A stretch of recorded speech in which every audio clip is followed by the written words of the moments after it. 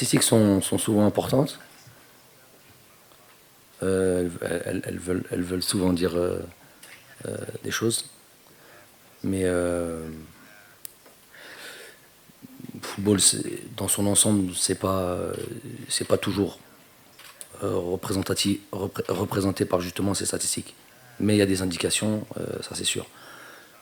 Des inquiétudes de facto quand on marque un but et qu'on sait que c'est pas suffisant et qu'à la fin en plus de ça on se fait égaliser. C'est sûr que je ne sais pas si c'est le terme inquiéter. En tous les cas, on connaît suffisamment le football pour savoir que 1-0 c'est jamais suffisant. Tant qu'on n'a pas fait au moins le break, et encore. Après, ce qui aurait été encore plus inquiétant, c'est justement ne pas avoir, pour une équipe qui a des ambitions de jeu et qui, disons-le, toujours inspiré par l'aspect offensif, d'aller marquer des buts, d'être conquérant, d'aller chercher des victoires, créer du jeu. Chacun sa manière de voir le football, chacun sa manière de faire, tout en gardant un certain équilibre. De toute manière, c'est toujours la rude bataille. À partir du moment où tu cherches à jouer, à partir du moment où tu cherches à attaquer, tu es souvent soumis. Tu attaques pas à deux, tu attaques avec plusieurs joueurs, ce qui veut dire que tu peux laisser des fois des espaces, mais c'est le risque à payer quand on veut justement produire du jeu. Et l'éternelle problématique, c'est de trouver cet équilibre-là.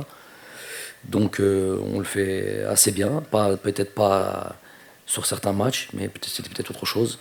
Bon, en l'occurrence, le dernier match, on pourrait parler de cette période, a dit Ismail, de ce temps faible qui a fini sur un penalty qui n'est même pas un penalty tel que qui montre qu'on était déséquilibré sur une action quasiment arrêtée. Et je vous dis, l'inquiétude, c'est pour moi, en tout cas, en tant qu'entraîneur, c'est justement pas produire du jeu, pas produire d'occasion, pas frapper, pas être pas être dans le camp adverse, pas être dans la surface de réparation. Il est là. Après, c'est sûr qu'il faut, on l'a dit à la première conférence, j'aime pas trop me répéter, être encore plus précis dans le dernier geste. C'est le geste le plus difficile parce que c'est le geste où il y a le plus de pression. On est dans une surface de réparation, on est dans le bloc adverse, c'est là où il y a le plus de pression, plus de joueurs qui défendent. Mais c'est ça, les joueurs de haut niveau savent jouer sous pression, ils savent assurer le dernier geste. Quand on a fait par exemple une grosse course où on est un peu peut-être en manque de lucidité, eh ben, faut assurer le dernier geste et c'est ça qui fait la différence. Donc ouais, plutôt travailler sur ces derniers gestes-là, que ce soit un centre, une dernière passe, une avant-dernière passe, une frappe, voilà, être encore plus concentré, plus lucide, j'ai envie de dire.